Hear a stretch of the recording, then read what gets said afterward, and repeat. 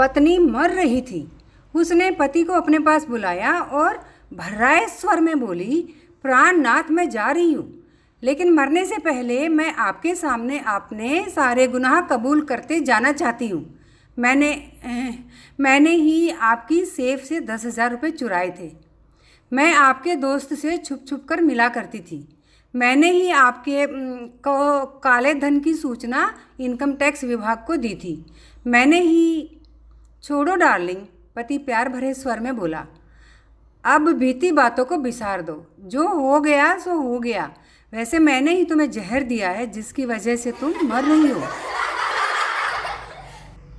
एक के बाद एक 6 पुत्रियां होने के बाद एक पुत्र के लिए लालायित बीवी ने पति से कहा, सुनो जी, इस बार अपने यहाँ जरूर बेटा होगा।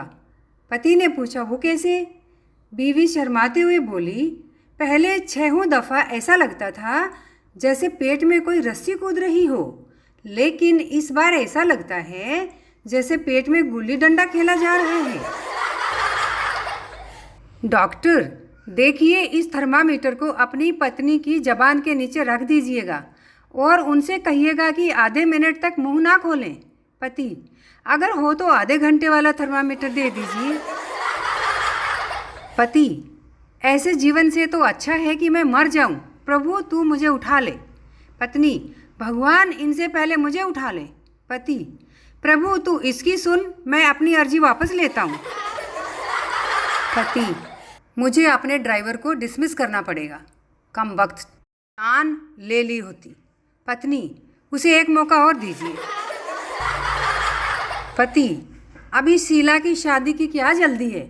बहुत समय पड़ा है। जब तक कोई अच्छा लड़का न मिले तब तक हमें बाट देखनी चाहिए। पत्नी, बाट भी कब तक देखी जा सकती है?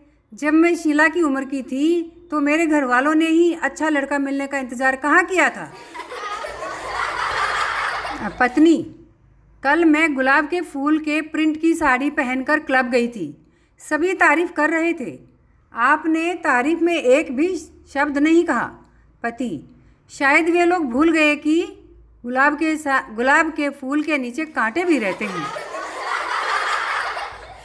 पत्नी, दफ्तर जाते पति से, आज आपको चूहों के लिए कुछ ना कुछ लेकर आना ही पड़ेगा।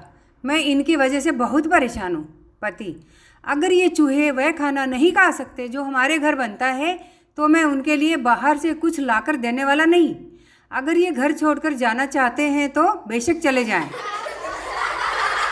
पति पत्नी चित्रकला देखने गए।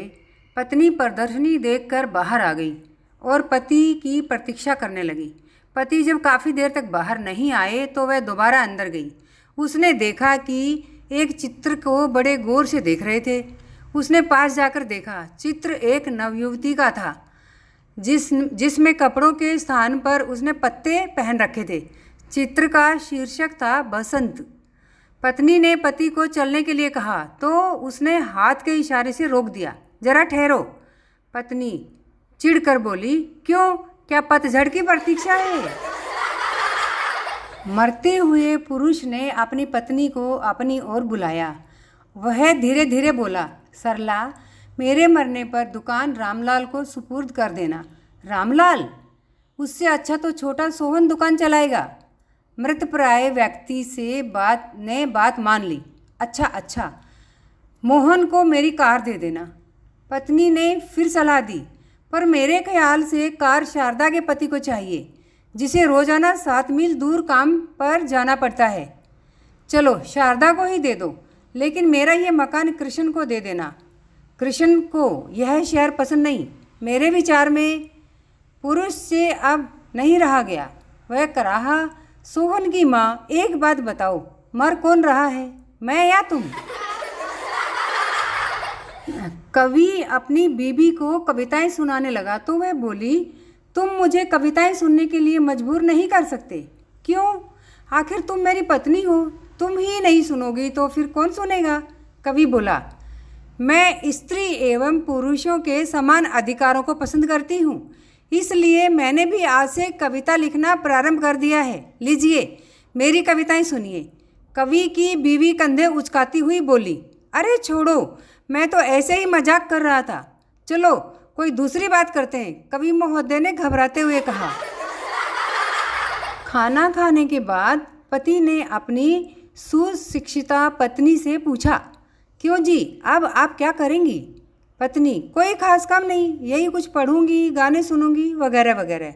पति, ठीक, जब आप वगैरह वगैरह पर आएँ तब कृपया मेरी कमीज़ के बटन टाँकना न भूलिएगा।